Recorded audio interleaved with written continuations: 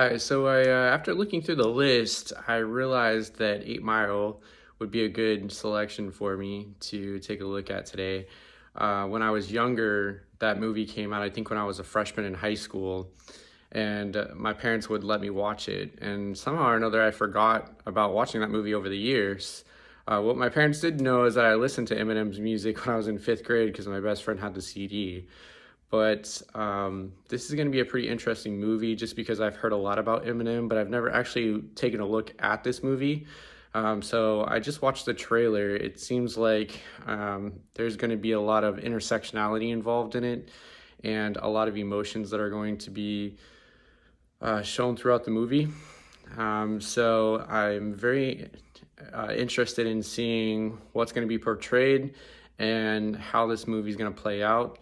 Obviously, I have a pretty good understanding that, at the end of it, he's going to get a record deal because he has a record deal right now. But I think this movie is going to be great to learn more about how intersectionality has affected him. And I never knew about intersectionality until being in multicultural and learning this a couple weeks ago. And also, another word that comes to mind is meritocracy, which I think may be displayed in this movie as well. So I'm looking forward to seeing what kind of emotions are going to be perceived in this video and how it touches on intersectionality, meritocracy, and to see how Eminem, I think his name is Jimmy in this movie. I'm going to find out more when I watch it, but just looking through some of the reviews, that's what it sounds like. So stay tuned, and I will be back to let you know what I think about this movie.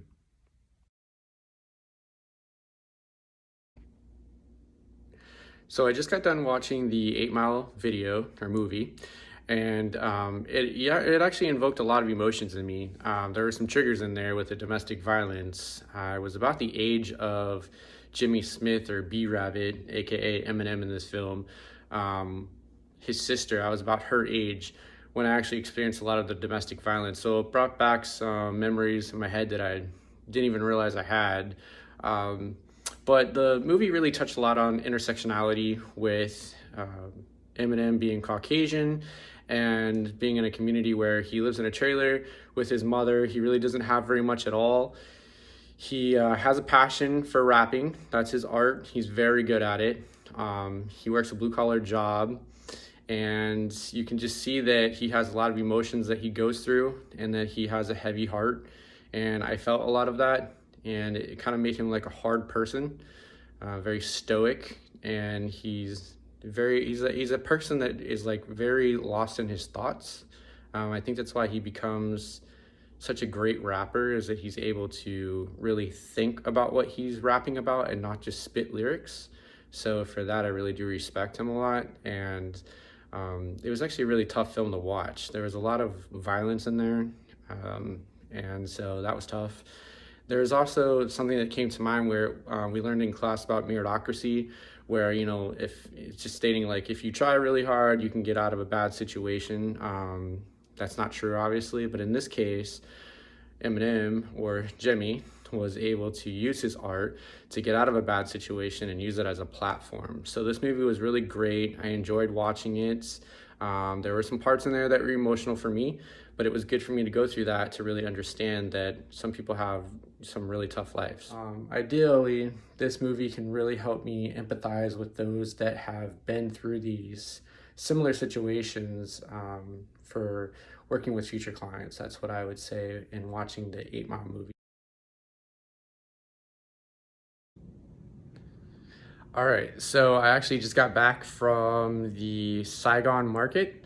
It was a very interesting experience. The store was actually huge. It was very dim lighted. Some of the lights didn't work in certain spots, so it really did have like a dark theme to the store. And they have an abundance of stock, like things were overstocked. And the actual space to walk through the aisles were pretty tiny as opposed to like a Publix where I would normally go. The aisles are kind of wide, a lot of lighting. Things weren't like completely overstocked, but in this Asian market, it definitely was. It was also very interesting to see the cultures that were there were also of Asian descent. I think there was only like one or two other people that were Caucasian that were there shopping. So that was actually kind of good because I have a lot of other friends that come from different cultural backgrounds, and they've always told me that if you go to a store where that particular culture is shopping there, that's probably a good indicator that the food is good and actually from their culture. So I was happy to see that. I did buy some Asian noodles. I have no idea what the packaging says. I tried to talk to somebody there. They speak English, but it's like very broken English. So it was kind of hard to communicate. That was kind of an interesting experience though for me, because I can see how maybe if the roles were reversed and I was like saying I was working at Publix and they came into where I was at and tried to talk to me, it could be a little frustrating for them not being able to get the information they're asking for. So it was interesting to be on the other side of that, where I was the one that was not feeling out of place, but that everybody else kind of understood what they were saying and getting, and I had really no clue. But I had a really good experience, and I'm interested to see how this food is going to taste later on tonight. All right, so I actually just got back from the mall. I picked up what I needed. It was actually quite interesting. This time around, I looked around, I observed other people. I really didn't see what I thought I was going to see at like the food courts, with like maybe specific cultures going to like some of the Mandarin places, or some of the Asian food options to eat, or anything like that. It was really, it was interesting because there's a lot of people like me, Caucasian males, Caucasian females, some Spanish people. I saw some African American people, but it was interesting to see that going into this mall, I thought there would be more diversity, but there were a lot of people that shared a lot of the same ideals and cultural backgrounds as myself. I didn't really notice anything drastically different like some of the other videos that I've done. So that was quite interesting to see that like an area that I live in is mainly made up of people just like myself with same cultural backgrounds and whatnot. I did go into Spencer's. That was a really weird store. I forgot. I think it actually got weirder over the last 5 years. They have a lot of different things, we'll say, in there that caught me by surprise. I didn't think they could sell that in there, and I think that I don't know if everyone's allowed in there or not, or if it's a certain age. I'm not sure, but they definitely should be like at least 18, I would say, just because some of the things I saw in there were a little off the chart, in my opinion.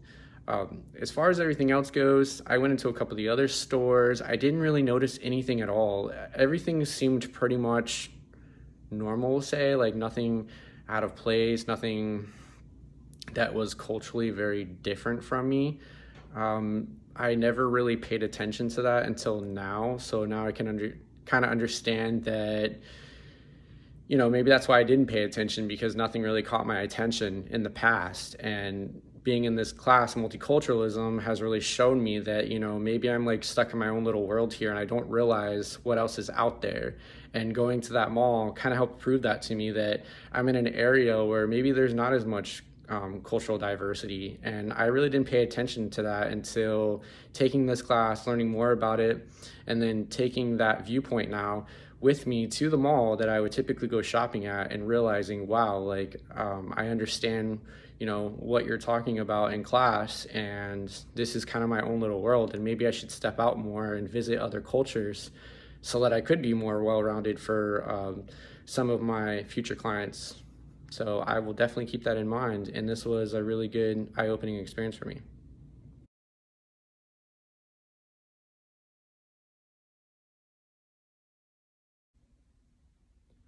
All right, so I'm actually about to interview 3 different people from different cultures than me. I personally come from a European American family.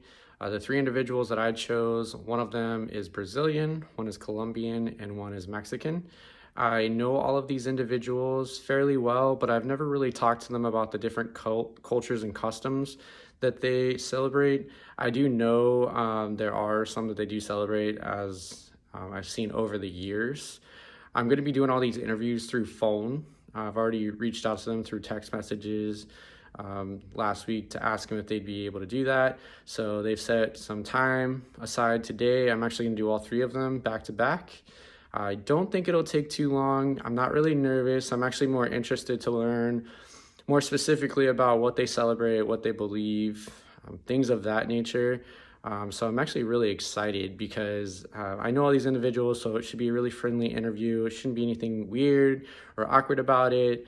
It should just be a really good learning experience and really fun. So I'm going to do that right now. As far as the consents go, I just want to let you know that I had to do a verbal consent over the phone, and I asked if I could sign the verification forms for them, in which case they agreed upon that. Their emails are on there, so you can feel free to reach out to them if you need to. They'll confirm that for you. But yeah, I'm really excited about interviewing them. So I'm gonna go jump on that right now. Shouldn't be too long, and I'll come back and let you know about it.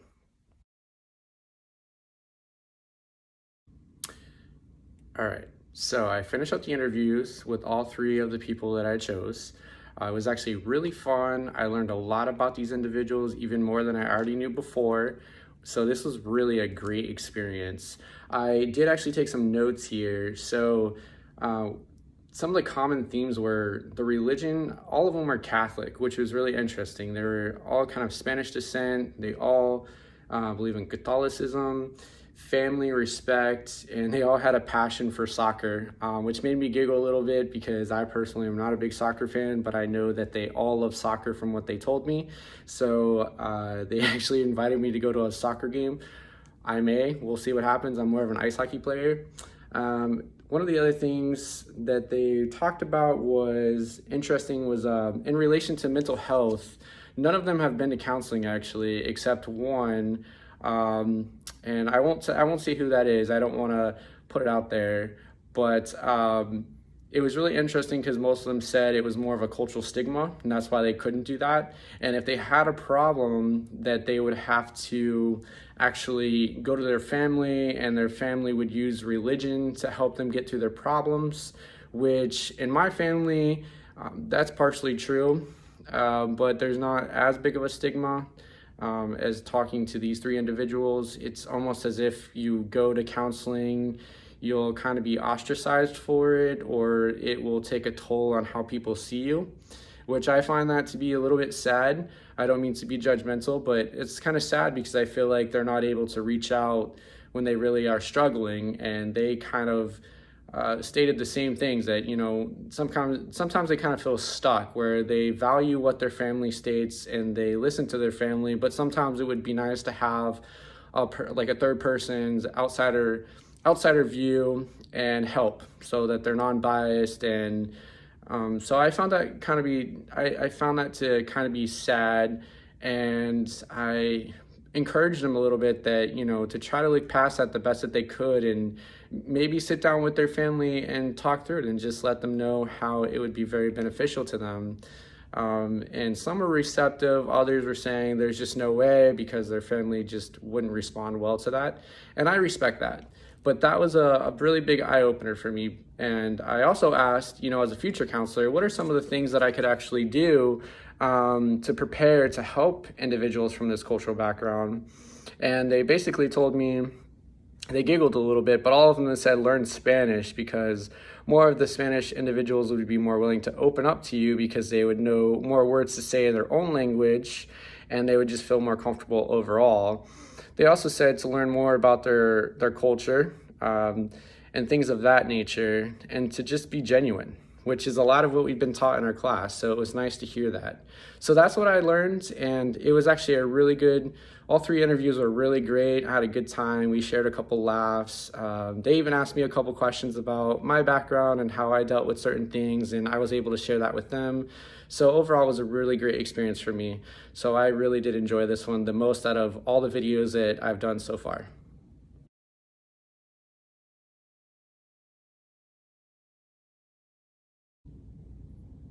All right, so I'm actually about to take a tour of the Smithsonian online. I think the website is www.si.edu. I've heard about the Smithsonian before, located in Washington, D.C. I know they have an abundance of arts and basically anything you'd want to know about. I've never really had a keen interest in it yet, but as a cultural experience, this will be interesting to discover what they have on their website and to navigate through the different areas that they have. So I am excited to see what I'm going to learn. And who knows, maybe after this experience, I may even want to actually go in person. I'm not really sure, but I am actually a little excited. Before making this video, I just kind of logged onto the site and just saw the main page. I haven't really looked at anything yet, but I'm very excited because now I'll be looking through like art and what's being stated on this website that I've never been to before, but through a multicultural lens that I newly acquired. You know, I have a little bit more information going through this class now, and I just think it'll be a really good experience for me now.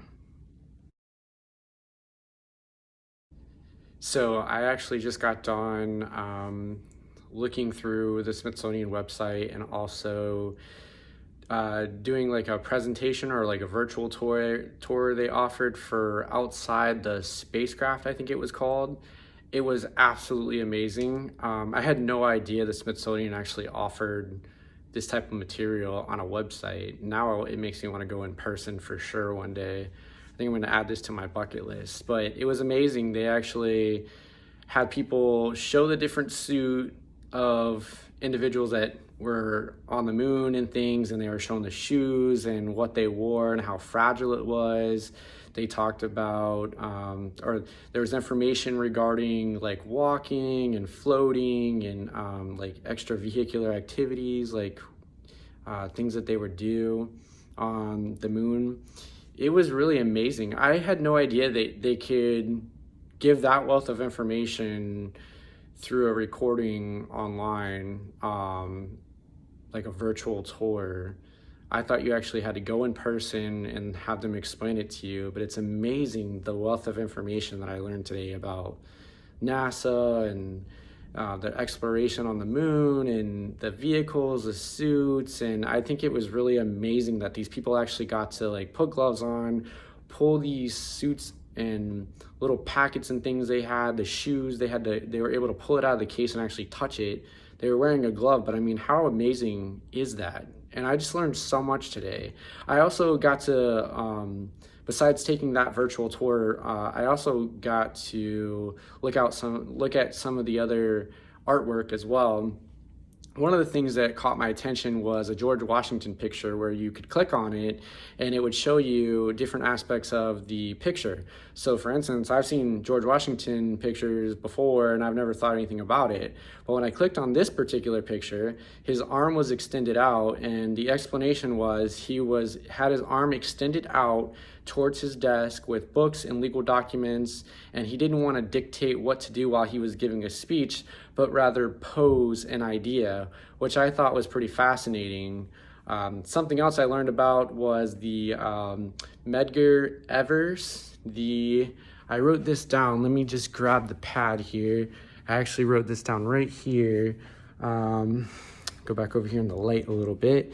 But this was, I learned about this. This was the Jackson Movement by Medgar Evers, and it was to help end the segregation in Mississippi, which was the most populous city.